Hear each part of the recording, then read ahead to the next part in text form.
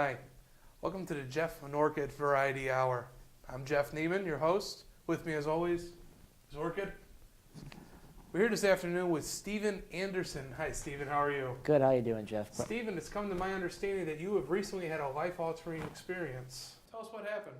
All right. Well, in my first semester here at Eastern, I started to get sick in early October. I was very pale, felt very weak, couldn't eat much. I was drinking fluids all the time, and I wasn't sure what was happening, and I was just hoping to get past it. And then one day, October 16th, I believe, yes, I was in my friend's apartment, and I was laying down after eating some fries, and then I remember waking up in a pool of vomit, bloody vomit, actually. That must have been terrifying.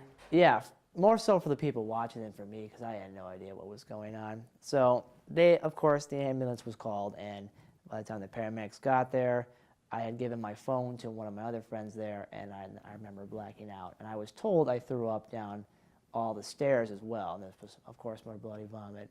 I was taken to the local hospital, Sarah Bush Lincoln, in which they had no idea what was wrong, but they had just known I was very dehydrated and lost fluids, only to later find out that I had a stomach ulcer on top of an artery. Yes, so this was past where Sarah Bush Lincoln could help, so I was transported to the hospital in Champaign. Carle Hospital, that's it. Carle Hospital, where I was given a cartilization job in my stomach and took about a week and a half to recover. I returned home, and I was on a fairly swift recovery period up until the first day of November, which I had another relapse incident. Luckily, I was with my brother, who was an EMT at the time, was able to resuscitate me, but at that point I had lost far more blood than I had the first time. And when the ambulance got to my house, they were unable to actually get any of the IVs to work because there was not enough circulation of blood in my bloodstream.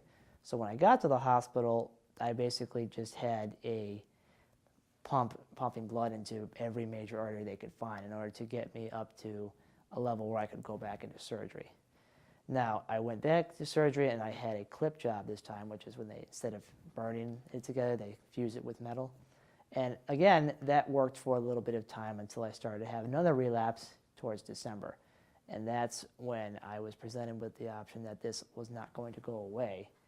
I had to have surgery, major invasive surgery, in order to get rid of it. Now, Steve, with this incredibly life-threatening operation coming up in your life, how does it make you feel, and what happened with the surgery? Well, I was obviously very nervous about it, considering the fact that after having so many blood transfusions and numerous times under the anesthesia already, I was worried about what was going to happen. And for the next 2 days, I probably was unable to sleep unless I was aided with the help of painkillers or anything like that. You know, it's very nerve-wracking to think that you're basically dying, and you could probably die after the surgery is over, and it's your last chance to get past it. I understand the anxiety with that would be quite tremendous. It is. I must tell you, like I said, I already had lost a bunch of sleep as a result of being in the hospital, and at this point I didn't sleep at all in the days leading up to the surgery.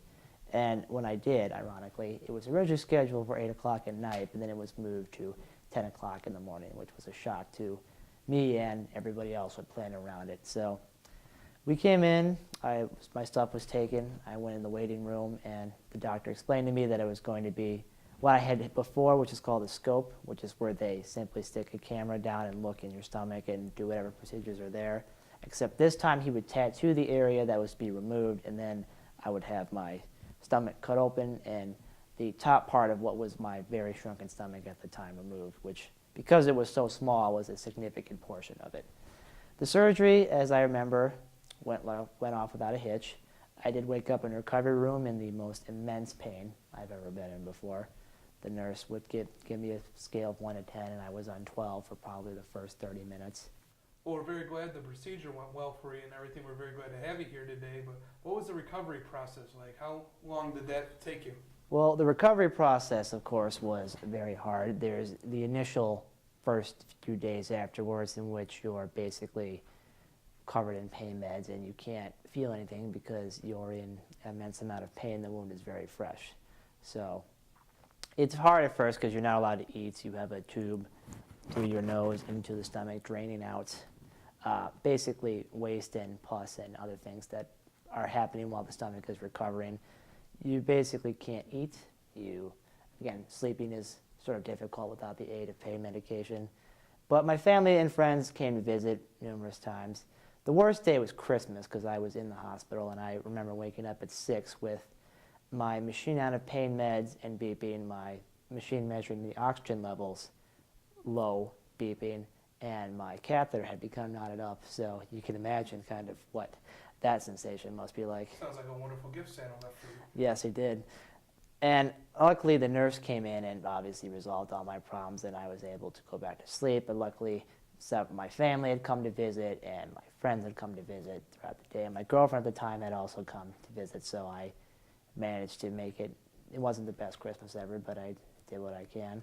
And then about 4 days after that, as I had a tube removed, I had gotten up, done breathing exercises, been able to get out of bed and walk around. I was at the point where I was discharged and allowed to go back home. Now, I understand it would take some time to adapt back into a normal life. How did that go? What process did you take in order to get back to your normal self? Obviously, yes, it was a very sad, probably one of the lower points in my life, but from there, you sort of realize that it is kind of rock bottom and that things are going to get better. And slowly but surely, I had the staples removed. I was able to eat more and improve to eat more things. The pain subsided, so you wouldn't need as much medication. And I managed to get healthy enough to come back down to school and visit friends and hang out with people at home who were around. And basically did that until late May, in which I was taking on a vacation to Florida, and that was kind of a very nice way to realize I'm pretty much past the recovery period. Well, Steve, we're certainly glad that you made it through. We're happy to see you alive and well today and everything. Steven Anderson, everybody, a man with a strong heart and an even stronger stomach. From everybody here at JWTV, I'd like to say thank you and good night. I'm Jeff. With me as always is Orchid. Have a pleasant tomorrow.